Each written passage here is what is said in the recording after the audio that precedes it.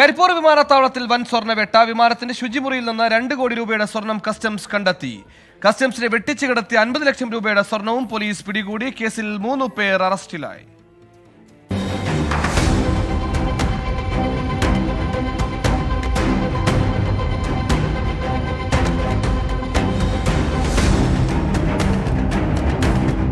ദുബൈയിൽ നിന്നും വന്ന ഇൻഡിഗോ വിമാനത്തിന്റെ ശുചിമുറിയിൽ നിന്നാണ് 2 കോടി രൂപയുടെ സ്വർണ്ണക്കട്ടികൾ കണ്ടെത്തിയത്.